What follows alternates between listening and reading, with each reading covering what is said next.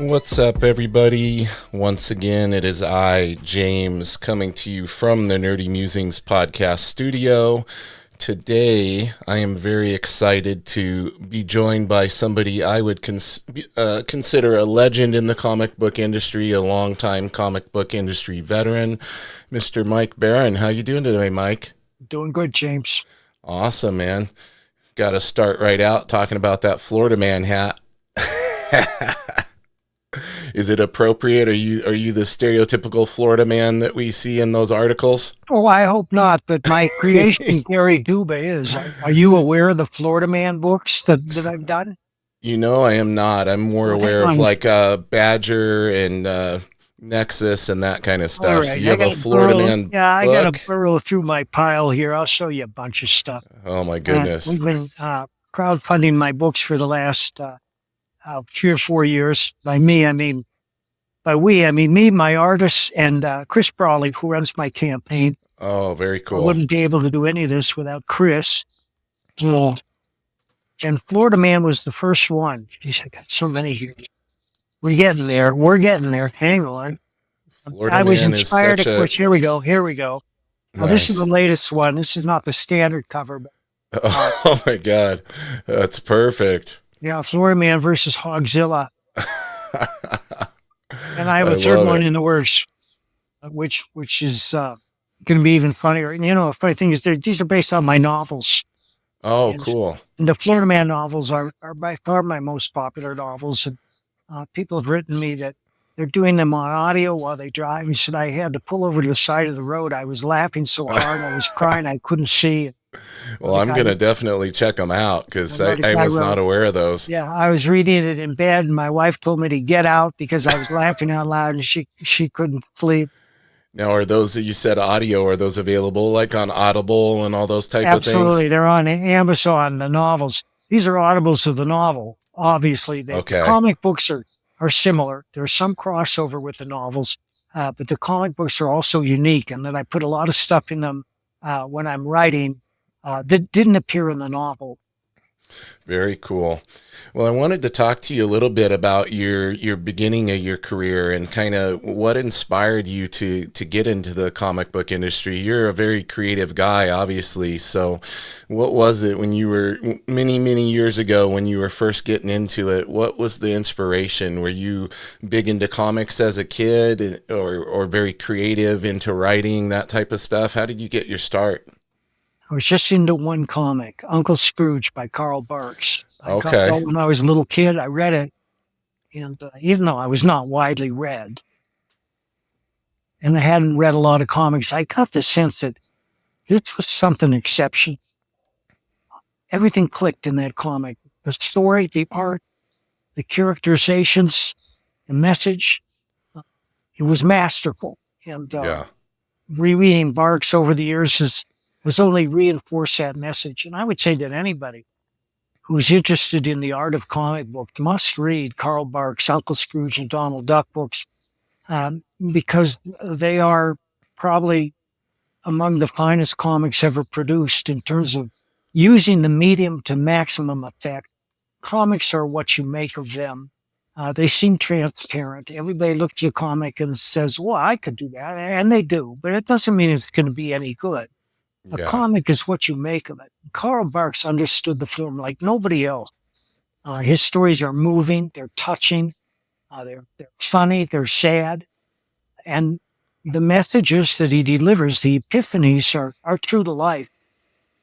So I recommend, if you want to get into comics, you got to read Uncle Scrooge and study what he did. But don't study it too hard because the other thing is you want to enjoy that book, and I guarantee you that you will.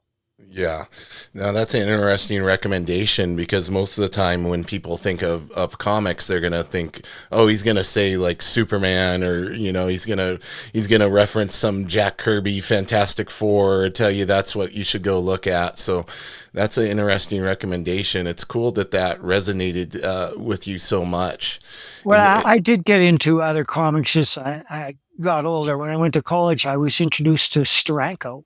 Oh, yeah. When I saw his work on Nick Fury, Agent of S.H.I.E.L.D., my head exploded. I had never seen comic art like that before. Yeah. And then somebody introduced me to Neil Adams, and then I started collecting comics. And I would go to the comic shop regularly every week when the new titles came out, and I'd get what I wanted, take them home, and I would read them. I would gather them all up, and I'd read through all of them. In retrospect, many weren't that good. The art was always, well, not always, but for the most part, the art was much better than the stories. I'm not going to mention what they were, but we're attracted to comics because of the art form. A lot of us are attracted to specific artists. When we look at that art, we see a powerful aesthetic appeals to us. Artists like Barry Smith or Bernie Wrightson or Jim Lee for that matter. And there are, hundreds of artists who are working today that have that aesthetic, that attractive aesthetic. You say, holy shit, you look at that art, I need that book. But back in the day, books were 35 cents, 50 cents a buck. And now they're $4 or $5, but inflation being what it is, it's still not that outrageous. But right now, corporate comics are circling the drain for any number of reasons. And one reason is that they've forgotten their main mission, which is to entertain. Yes, for sure. And that's my number one rule for anything I write, be it a novel or a comic. My first job is to entertain, and I never lose sight of it. Now, what was the point that you realized this is something you wanted to pursue as a career? Again, going back to my childhood, it was picking up a paperback by John D. MacDonald.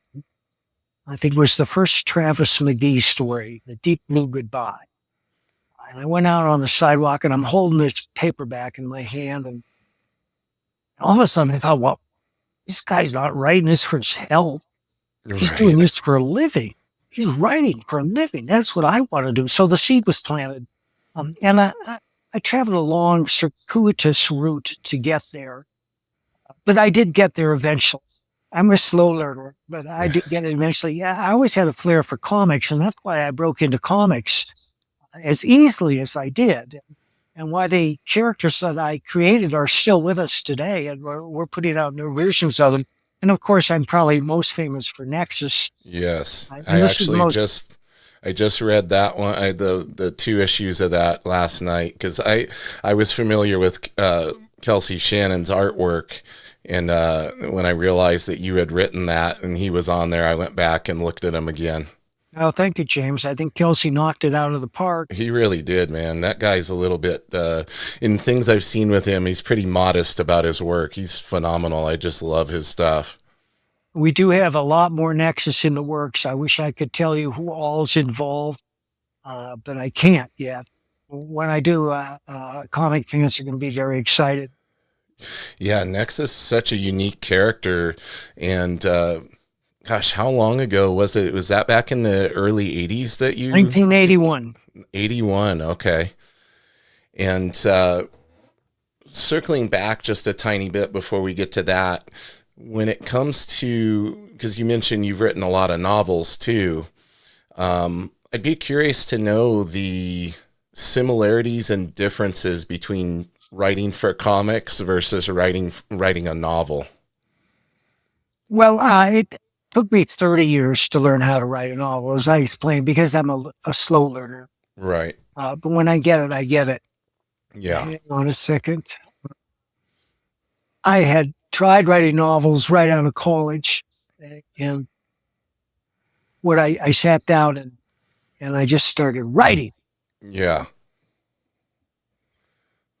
And what happened was oh, look at that. We got a screen share. I wrote a couple of 1,000 words of horse shit that went nowhere, and I realized that I set it aside.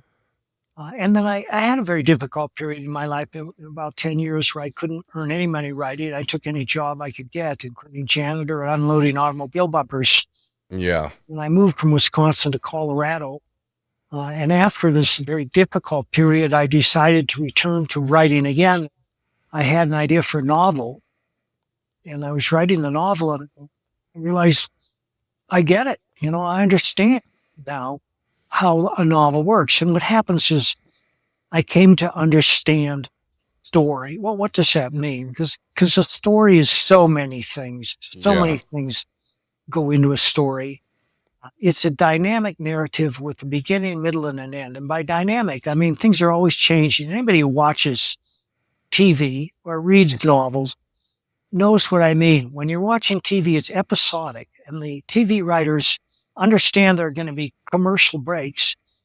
And so they write these scenes, which are designed to fit into like a 7 or a 12 or 14-minute span. Right. They end on a bit of a cliffhanger so that you'll come back after the commercial.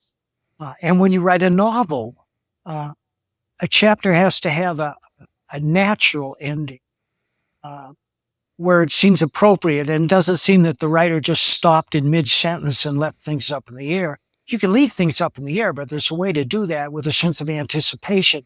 So each chapter in a novel, ideally, especially in the type of novels I write,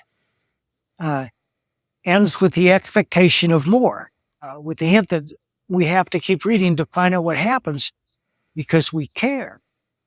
And that's the most important facet of any novel or comic book is the reader has to care before he turns the page.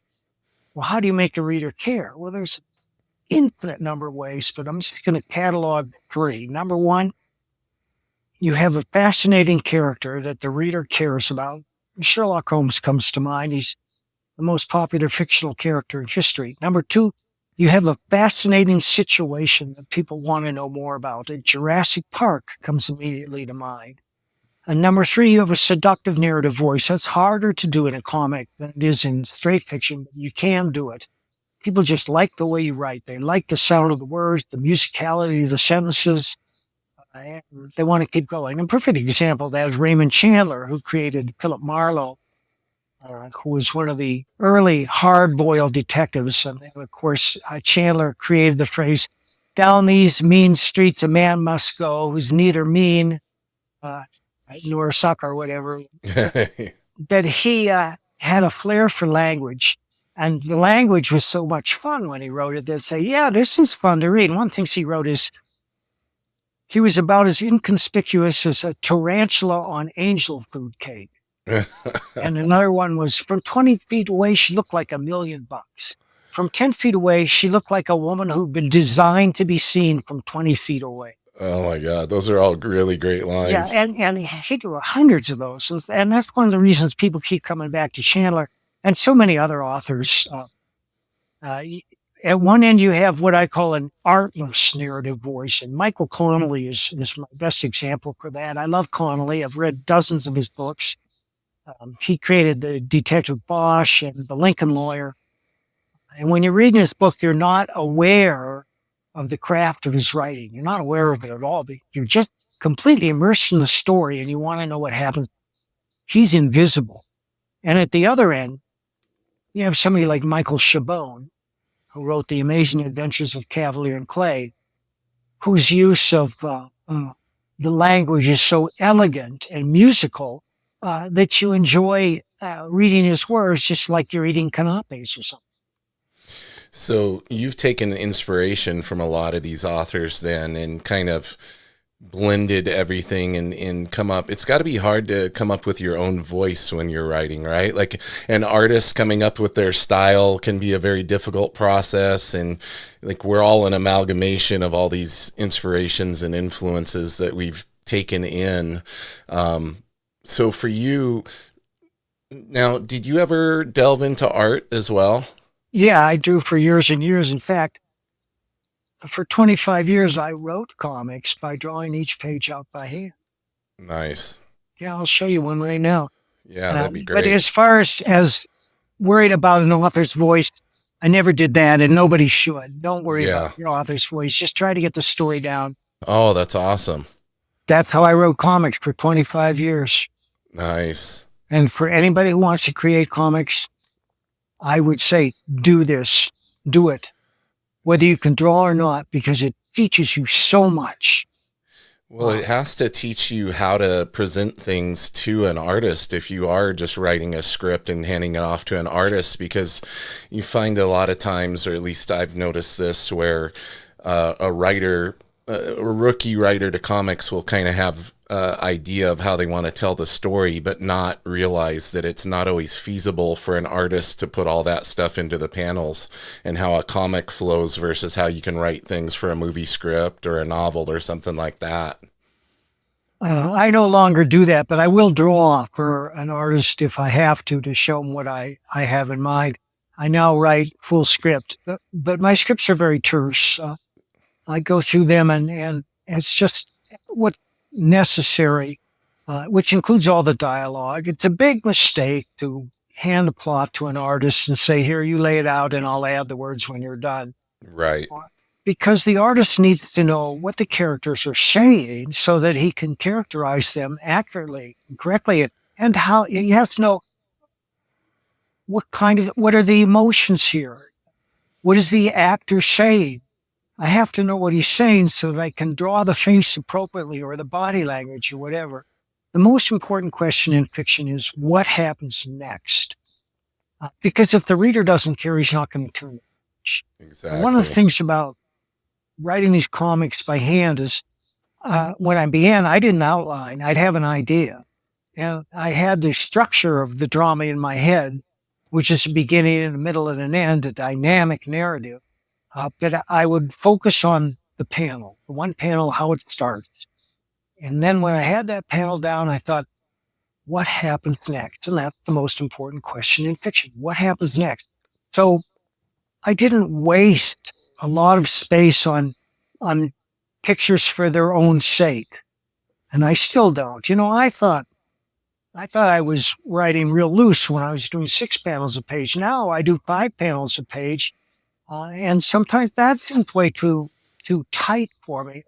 Wait, it's too tight? Yeah, too tight. Too tight. Because I look at a lot of comics, like The Horseman. Chuck Dixon just came out with The Horseman, which is a new vigilante comic for the Rippaverse. And Chuck is fearless in doing one double-page spread after another.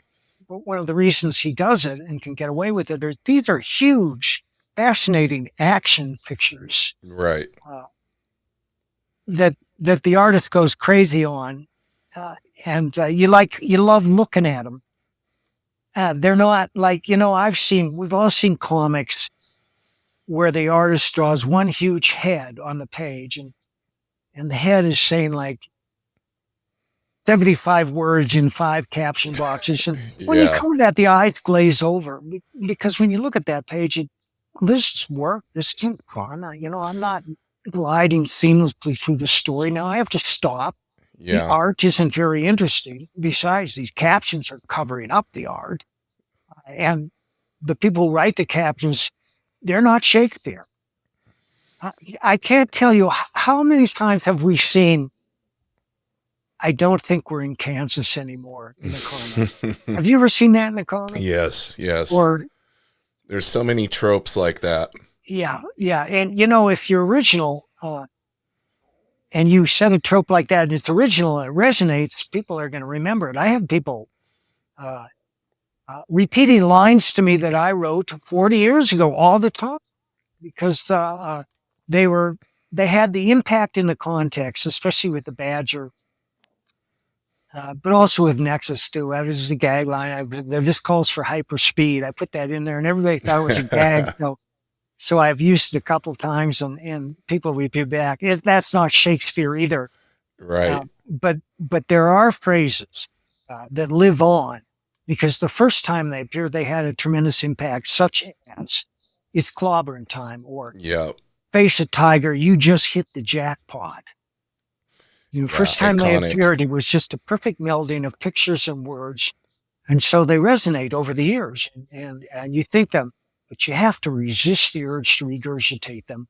I have 3 rules when I write. Number 1 is just my job to entertain. And I never lose sight of that. I want every page, every panel to click and pop and draw the reader on. So you can't wait to find out what happens next. Number 2, show, don't tell. I mean, comics are a visual medium, and you advance the story visually as much as you can. Now, occasionally, you're going to have to advance it verbally when characters are discussing what they're going to do or outlining a situation. That's fine. Don't go overboard with it. And number 3 is to be original. What does that mean? Well, we're all unique human beings, and we necessarily bring our own experiences and attitudes to whatever it is that we write. But it's important for the author to imagine every point of view. If he limits himself to one character, and there are a lot of great books written in the first person. Like all those Travis McGee novels, everything we learn is relayed through Travis McGee's sensibilities because he's telling us that he has a cosmopolitan worldview. So it's not like you're listening to some idiot. The other thing an author can do, I do this all the time, is I will jump around from point of view to point of view, from chapter to chapter, not in the same chapter. There's some people who can do that. It's hard to pull off. It's called an omniscient point of view, where within the space of the same chapter, you're describing events from several different points of view. Yeah. Did they kind of do that in Game of Thrones? In those novels, because I had trouble. I think they did, because I remember trying to pick it up and when the show was on, and the books were so hard to read because I couldn't keep track of which character was which, and who, because it was jumping around like that. It has to be very difficult to do as a writer. Well, not if you're a master of it, like Kevin J. Anderson. Kevin writes the Dune novels and a lot of star-spanning fantasy and science fiction. But Kevin does not type. Kevin narrates everything into a recorder while he's climbing through the Rocky Mountains. Oh, okay. And he has somebody transcribe it, and then he edits what he's done there. Wow. But he's been at it for so long. I mean, Kevin's got 40 or 50 titles to his name, probably more as far as I know, that he's a master of that type of narration, so it works for him. So for you prefer to do that from chapter to chapter, though, as far as if you're going to switch the point of view. A close personal point of view, which means that each chapter is narrated from one point of view and nobody else, and we get their reactions depending on who they are. Yeah, I had a thought there, but... No, it's all good. So going back, before I forget, I wanted to go back to what you described with the big talking head on the page and all the words. Like, I noticed, and other people have noticed this too, but comics hit a point there back probably in the mid 2000s, maybe even a little before, where I saw this shift where it was like things got way more wordy and less about the art, and like 20 panels of talking heads and things. What do you think contributed to that shift? Was it because you mentioned the importance of the art and it being exciting, and you as the writer having a understanding of the importance of that. But comics kind of got away from that for a little bit, and I don't know that it's fully come back from it either. Well, what happens is people don't know how to write. They have no idea how to use the medium. And a lot of them have no interest in entertainment. Remember, that's job number one. If you're not entertaining people, they're not going to read the book or watch the movie. And you can deliver a powerful social message if first you entertain. I always think of To Kill a Mockingbird and The Grapes of Wrath. They're proof of that. And there's any number of modern novels that are proof of that. But if you just come in with a chip on your shoulder and an agenda, and you say, I'm going to use this comic to stick it to this group or that group, I'm going to stick it to the cisgendered white man, I'm going to show him, you've doomed yourself before you start, because you forgot the first rule of writing what we write, which is entertain. And well, how do you entertain? And I gave you some examples of that. Yeah. When I write a comic, I have a bag of gold coins, and each coin is a word. And maybe I have 500 gold coins in that.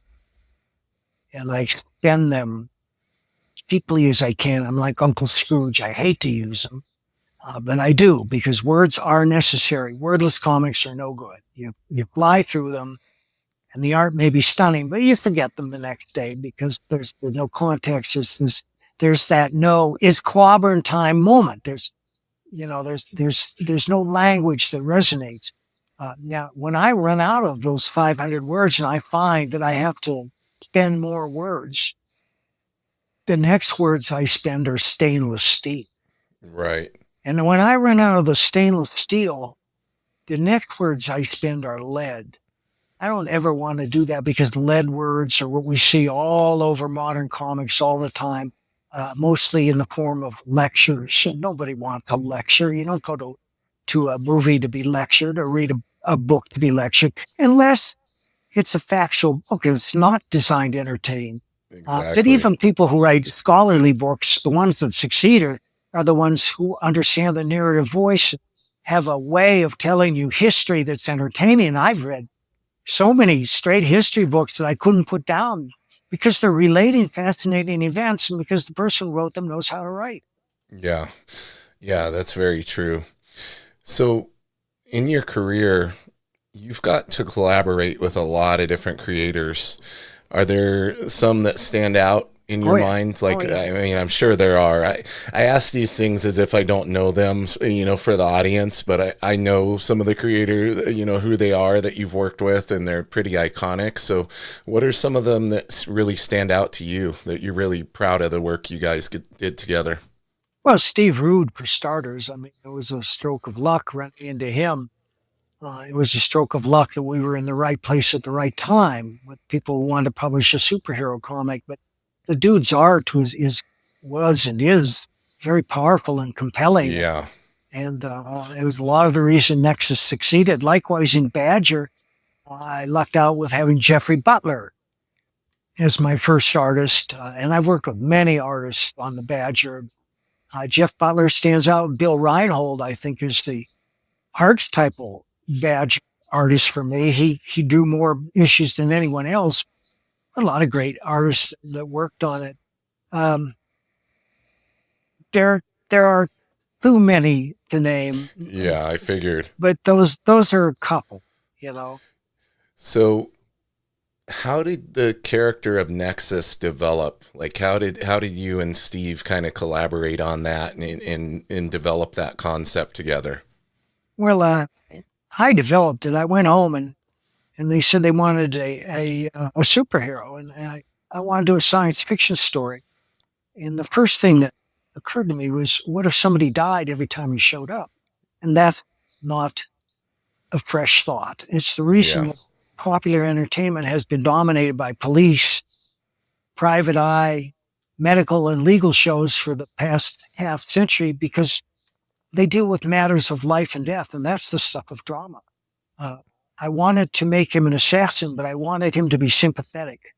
So I made him a reluctant executioner of mass murderers. And as soon as I thought of that, I started to think of the backstory. How did he get this way?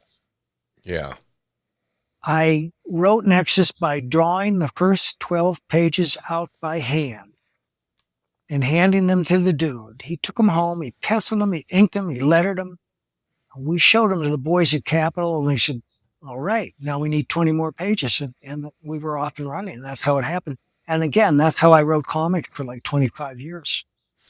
Now the dude, he's still dabbling in he's been trying to get that Nexus animated thing going for a long time now.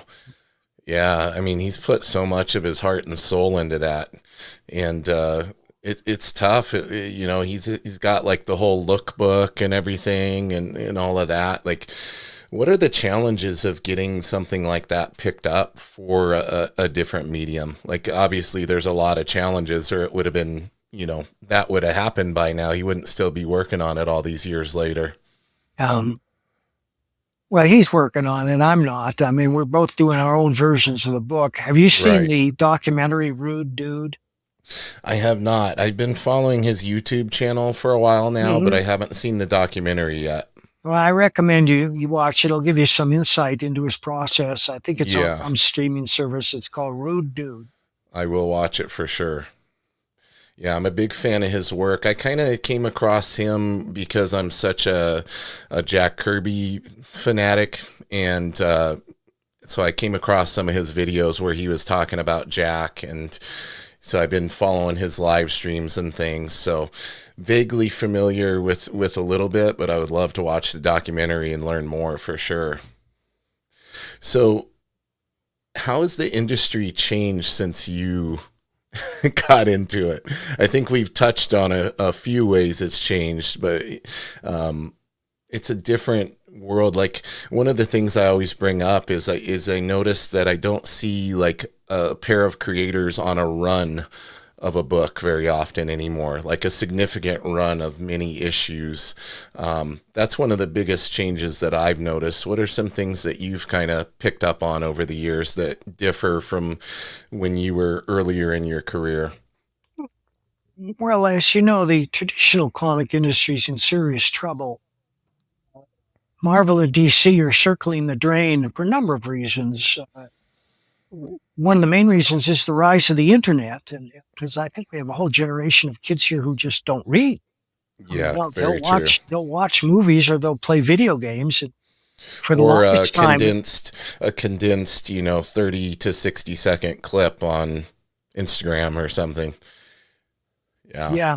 The fact is that, well, that's one reason. Number two is the distribution system. They're not selling as many books because of the rise of the internet, but also because most of the books they put out are unlikable. They're unpalatable. Nobody wants to read them. I don't read them myself, but I see the pages that my friends post on X all the time from the latest Harley Quinn. I mean, the latest comic is all about her farting. I couldn't believe it. I think Yeah. whole comic, the Harley Quinn farting, Yep. and the other comics they put out with these the race swapping and the girl bosses lecturing, and as I said, nobody buys a comic to be lectured. They want to be entertained. They've lost sight of that. Now there are probably still some corporate comics that are entertaining. I don't know. But on the other side, in the negative zone, where we crowdfund our own books, it's more lively than ever. A lot of people are making a good living crowdfunding. A lot more are taking a bath. And the reason they're taking a bath is any number of reasons, but the main reason is that their books are not very good. You have to, if you're charging $25 for a book, you have to put out an entertaining, memorable, haunting story. And when the person puts that down and says, holy shit, that was good, I'm going to read that again. And only a handful of books succeed at doing that. Now, you've done a lot of crowdfunding for your projects now. Do you mainly do that through Kickstarter? We use every crowdfunding platform that we can, including Indiegogo and Fund My Comic. And of course, we put this out last year. Oh, there you go, Bronze Star. And Pat Broderick is working on the sequel right now. Everybody who's seen this book has been stunned because this is the greatest work of Pat Broderick's career. So, and to produce it at his age. Oh man, that's amazing. It's just stunning. It's so great that we put out an oversized black and white version so you can see the ink that he puts down on the page. It's just stupefying how great it is. And we're very excited about the next issue that's coming on. I'm guessing you have a lot more creative freedom when you're in there doing your own thing on Kickstarter. That's true. It's like you said, though, like the challenge is making sure you deliver. If you are, asking somebody to contribute to it and everything, like, if anything, I would guess you're trying to over deliver. Well, it's not that. It's just that when I do a story, I want that story to have an impact. I want it to click and pop on every page. I don't want a wasted panel or word anywhere in it. And I think back to Uncle Scrooge for that. Yeah. And so I work on these things to make them resonate.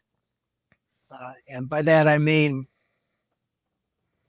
you can't wait to see what happens next because you care about the characters. The art is great and the story grabs you by the throat. And that's my goal.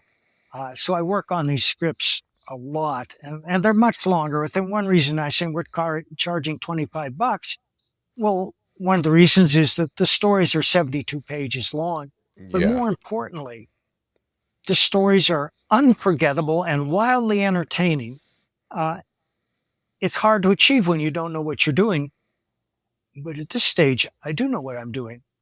And I have to say that every time I look at anything I've written, whether it's a comic or a novel, I find a way to improve it by taking words out. Right.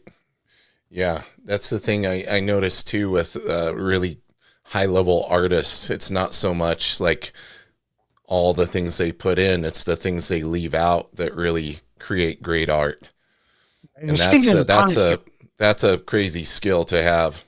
I created Private American because I was so disgusted with what Marvel had done to the Punisher. By the way, folks, all these books are available at my store, baroncomics.com. baroncomics.com. Awesome. Baron with one R. I don't know why I have to say that. A lot of Speaking back to what we talked about the industry changes and everything, given the shift in the industry and the rise in crowdfunding options being available to creators, what would be some, like parting advice you would give to aspiring writers and artists who are trying to find their way into industry and kind of, they're being provided with a lot of different options. It's not like back in the day where you had Marvel and DC to submit your work to and hope that you get in. Like, there's a lot more options available. So what advice would you give a up and coming creator that's trying to break in? Well, there's a lot of advice. I already mentioned one thing is to try drawing the pages out by hand. That'll help you understand the medium. Number two, it's important to get published, to get some recognition and some justification. And the best way to do that is to write short stories. There's a huge market for short stories out there of every stripe and persuasion. But particularly science fiction, horror, and crime. If you go online, you search for online short story magazines, you're going to get more than you can possibly handle. And the beauty of a short story is you can write a short story in a day or 2 days. You get it all done, and you can send it in. And if you're any luck, even if they don't buy it, they'll give you a little feedback. But if you are lucky and you know how to write, they'll buy it and they'll give you a few bucks. And you can start feeding that, because the more you write, the better you get. So, one, draw your pages out by hand. Two, try your luck at short stories. And three, and I hate to say this, but if you're going to do a superhero comic, you have to be original. I've been seeing so many superhero comics that are just like laughless parodies of everything that came before, because people stick to these tropes, and instead of using original language, they're just recycling Stan Lee. I got a panel here of Doc Doom. I'm gonna bring that up because share it. Well, I don't know if I can share it, but okay, maybe I can. But what I want to do is I want to give you the dialogue that's in it. Okay. Yeah, and this is why I encourage everybody to watch the video version of the podcast, because we always share like awesome stuff like this as far as screen shares, and Mike's been holding up all sorts of cool books that he's done and his friends have done. So make sure you guys check it out. Let me see. Yeah. Oh, you know what I can do? I know what I can do here. I will put it on my X page and everybody will be able to, hey, can you see that? No, you can't see that. No, not yet. All right. It might let you screen share your browser or your desktop. I just learned how to do this, so this is way beyond my... Let's not push it, right? All right. Yeah. Here we go.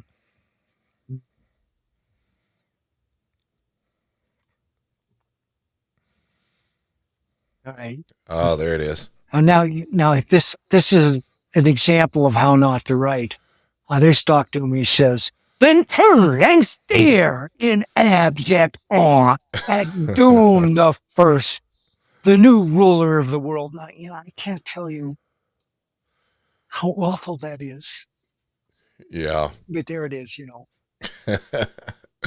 There we have it, right? Mm-hmm. When it comes to artists who do not write, that are trying to break in, would you encourage them to try to come up with their own ideas, even if their goal is to be an artist? Should they be trying to write short stories and things, or should they be more focused? If they have the urge, it sure worked out for a bunch of people, like the Ninja Turtle boys and Mike Mignola with Hellboy sure worked out for them. But most people don't have that flair for a memorable character. And what they should do is they should work on their art, and they should get a script from a friend. Everybody must know some writer and say, "Would you write me a 1-page script?" Yeah. So that I can try my hand at continuity. And that's how you can get started. If I see an artist I like and he's interested in working with me, and all I see are beautiful full-page images, like could be used for a cover or something, I say, "Have you done any continuity?" And they say no. And I say, "Well, are you interested in doing continuity?" And if they say yes, I'll give them a page of script or something. Right. But if they're not, I'll keep them in mind for a pinup or a cover. I'm interested in sequential storytelling, right? Yeah. Not just pinups and cover stuff. So I know you have another interview that you're going to be popping on here in a bit. I want to give you a chance to have the stage now and let everybody know all the different places they can follow you. Share your website again. I'll make sure to put all this in the show notes for everybody. I want to make sure everybody goes out and shows their support. So the spotlight is yours, sir. Let everybody know. Okay, let me see if I can get this. First of all, baroncomics.com. Can you see that?